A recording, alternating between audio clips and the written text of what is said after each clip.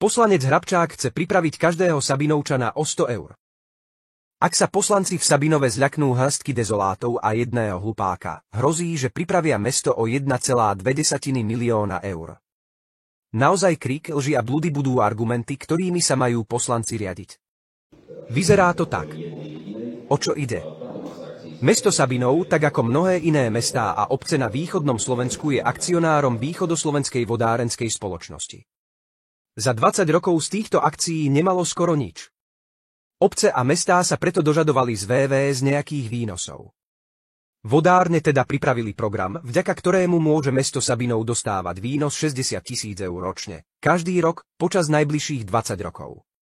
Spolu je to 1,2 milióna eur. Je to program, v rámci ktorého mesto zamení svoje akcie vodárňam za dlhopisy, z ktorých bude dostávať výnosy. Po 20 rokoch dostane mesto svoje akcie späť. Prípadne kedykoľvek skôr, kedy sa rozhodne. Mesto teda nič nestratí, len získa. Na cenu vodného a stočného to nebude mať žiadny vplyv. Vodárne majú dostatočné príjmy na výplatu týchto výnosov. Ide o operáciu, ktorú si stačí naštudovať a človek ju rýchlo pochopí. Ak chce a má na to.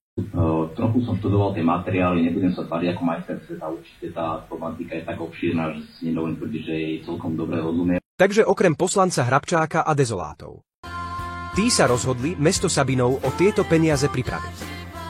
Hoci programu nerozumejú a mýlia si dojmy s pojmami, o to aktívnejšie vypisujú blúdy na sociálnych sieťach, hystericky vykrikujú, ale predovšetkým vyvíjajú psychický tlak na poslancov.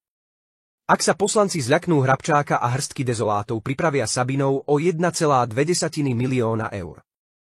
Každý z 13 000 obyvateľov Sabinova tak kvôli tejto skupinke laikov a jednému hlúpemu poslancovi príde o skoro 100 eur.